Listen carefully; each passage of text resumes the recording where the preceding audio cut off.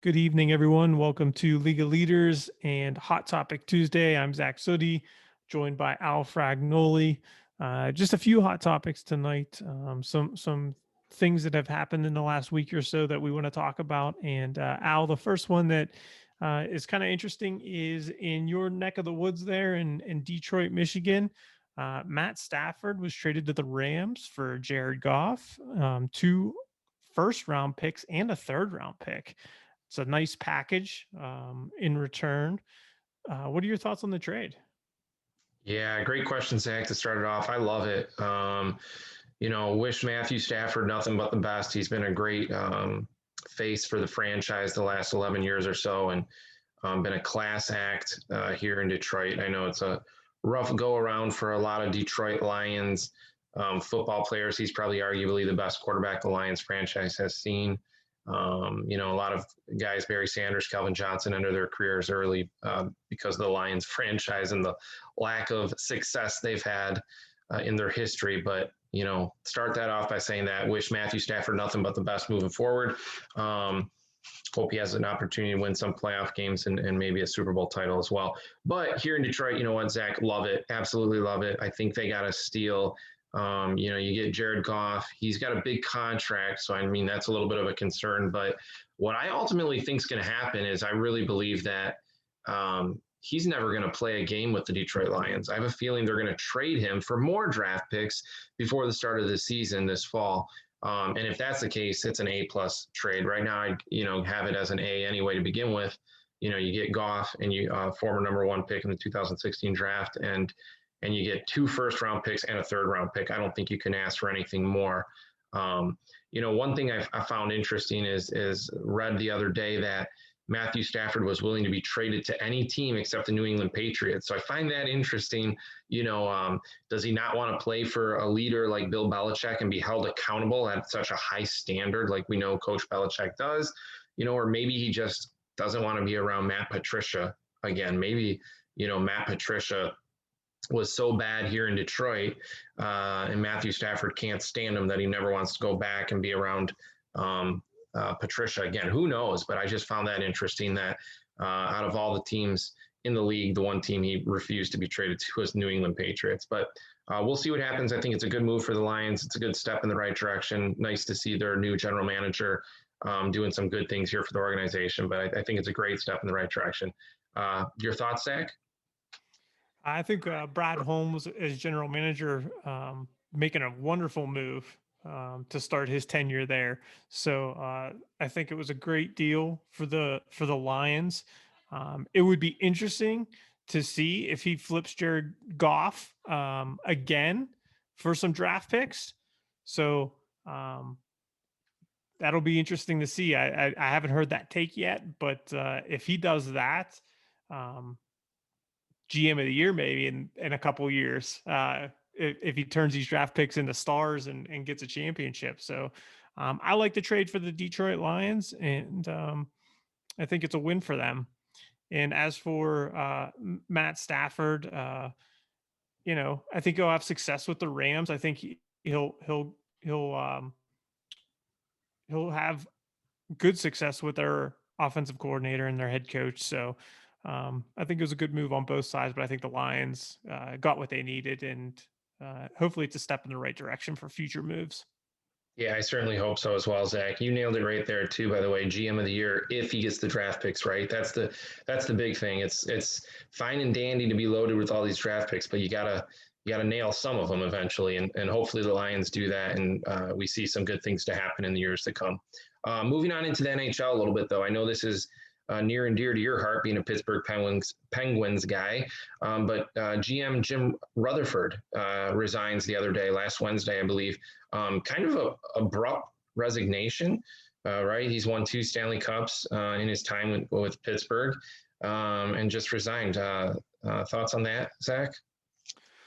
So when Jim Rutherford was hired in Pittsburgh, I think all of us in Pittsburgh really thought it wasn't a long term deal. He was an older GM. Didn't think he'd you know be here for 10, 15, 20 years, obviously. But the abrupt ending was a surprise. So very interesting to see him suddenly resign, and the rumors, you know, floating around. He wanted to trade some pieces of the Penguins that ownership believes are untouchable or should not be traded, and apparently said, that this is the best I can do, or that's all I can do with this team.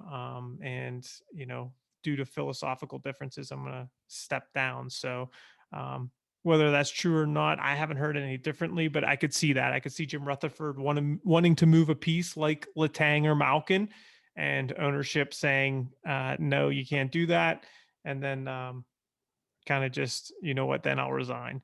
So the abrupt resigning, definitely a surprise, but I don't think Jim Rutherford was going to be here past 2021, 22 anyways.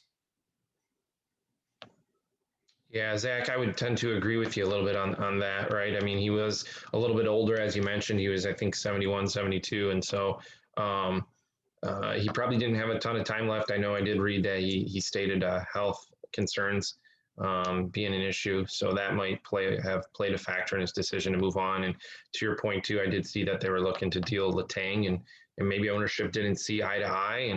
And at the end of the day, he didn't feel like he was being taken seriously, and wanted to have more of a say in it, and didn't feel that way. So maybe that's why he left as well. But nonetheless, he had a great run there in Pittsburgh. I'm sure as a Pens fan, you would agree. He brought them 2 championships in 2016 and 17, back-to-back seasons there. First time of back-to-back Stanley Cup champions since the Red Wings up to that point. Just got to throw that in there. But yeah, he had a great run. So, wish him nothing but the best, but definitely an abrupt resignation there for sure. Al, I would say a successful in some capacity. I think with the lineup that they've had, expectations were much higher from ownership. I think they would have liked to have more than the 16 and 17 cups. I think you had Crosby and Malkin in their prime. I think the Fleury trade was something that a lot of Pittsburghers were 50-50 on at the time. A lot of people thought it was a good move. I was against it. I think Fleury in the long run would have been better for the Penguins. So I think, it was his time. Just thought it would come at the end of the season instead of the middle of the season. Yeah, he's definitely had a great run too, though. You can't take that away. To your point too on Fleury, he's had a great run since he's been dealt over to the Vegas Golden Knights over there. He's been playing some really good hockey the last couple of years, taking them to a Stanley Cup final appearance. But yeah, I'm sure Pittsburgh Penguins fans do miss him out there. That they do. All right, Al. Super Bowl Sunday. Final take. Are you changing your stance on who's winning the game? You originally picked Kansas City, but your heart's in Tampa Bay. What are your thoughts on the game? Is Tom Brady the reason the Bucs are in the Super Bowl? And does he play another year? Is this it for Tom? Yeah, so I'm going to stick with my original prediction and say Kansas City's going to win, but I'm still going to hope that Tampa Bay and Tom Brady win a Super Bowl. I'd love to see him win another ring, and I think it'd be awesome to see him win it with a different organization besides the Patriots. I'm curious to know if Bill Belichick is rooting for him. That's what I really want to know. But anyway, we'll never find that answer out. Yeah, so I'm sticking with Kansas City. I just think they're a little bit of the better team, and it's going to be so challenging to stop that offense. They are so dynamic with Tyreek Hill. Either running game is solid too. All the receivers that they have, and Patrick Mahomes and Travis Kelce. It's so hard to stop that offense. I think Tampa Bay definitely has a chance, but you got to give the slight edge to Kansas City. And again, hopeful that Tom Brady can pull one out. Do I think he's coming back next year? I do. I really think he's going to push the envelope, right? I believe he's under contract for 2 years here in Tampa to start. So I think he's got next year under his belt. I think he comes back for sure. And if he has a good season, he threw for 40 touchdown passes, this year. He's going to be 44 next year. Maybe he throws 44 touchdown passes. Who the heck knows, right? So if he has another good season next year, I wouldn't be surprised to see him come back a year after that. I just feel like the man wants to play and continue to play. And it's unreal. He's done so much in the league. He's cemented himself, in my opinion, as the number one competitor, probably the most successful player of all time. And he still plays with that chip on his shoulder, which is so amazing to see. But I do think he comes back next year. Hopeful they win the title this year. And I do believe he's the reason, Zach, that the Tampa Bay Bucks are in the Super Bowl. I honestly don't know if they would have even made the playoffs without him on that roster. That's how big of an influence I believe he means to that team. The last 2 weeks, we've seen the defense really step up too. And I believe that that defense is playing for Tom Brady, and the leadership and passion that he brings to that sideline.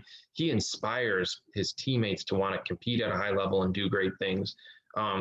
So I think that team is playing for Tom this year. I really believe that. Zach?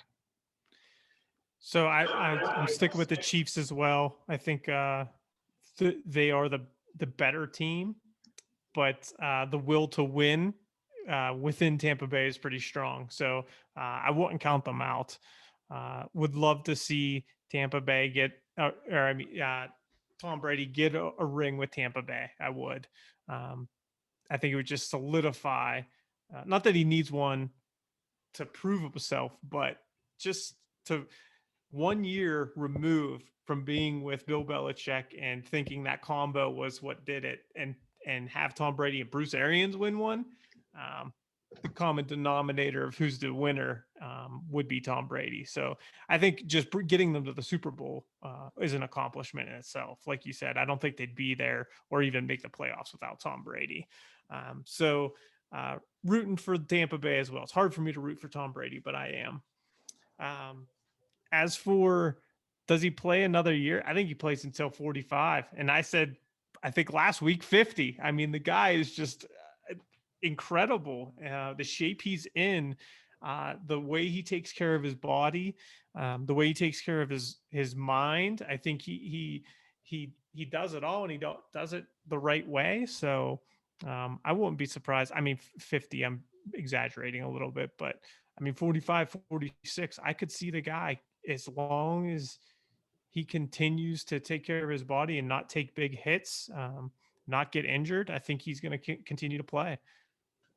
Yeah, it's incredible, Zach. I mean, yeah, I wouldn't be surprised if he goes past 45 as well. And he mentioned that the other day that he wants to now play beyond 45. So I think he sees him getting to 45 real soon here, and probably still doesn't want to hang up those cleats. So it's incredible what he's been able to do over his career, and it'll certainly be a very fun Super Bowl Sunday. Yeah, why would you want to stop when you're throwing 40 touchdown passes a year still? I know. So it'll be a fun Sunday to watch the game for Super Bowl here, and I'm sure it'll be something that we touch on next Tuesday. For Al, sure. before we go, got to ask one more question on the spot. Favorite Super Bowl food? Oh, wow. Favorite Super Bowl food? What are you going to make on Sunday? What are you going to eat? Well, I'm not going to really make anything. I'm going to be too nervous and stressed out watching this game. You'll have to come back to me next Sunday with that. You really put me on the spot for that. Thanks, Zach. Do you want to answer the question? I'm going to make some buffalo chicken dip. Okay. All right. Yeah. Good choice there. Wouldn't say it's a favorite, but it's just something you have. Maybe a cheese platter, charcuterie board. I don't know. Yeah, whenever Tom Brady's not playing, I can feel comfortable eating. So that, the last 2 decades, that 50% of the time I can eat and 50% I can't. So that's how often he's in the Super Bowl. But it'll definitely be a fun Sunday to watch him compete out there against Patrick Mahomes. But that wraps it up for tonight's episode of Hot Topic Tuesday. We hope you enjoyed it, and we look forward to seeing everybody this Sunday. And we look forward to chatting with everybody on Hot Topic Tuesday next Tuesday as well. Thank you.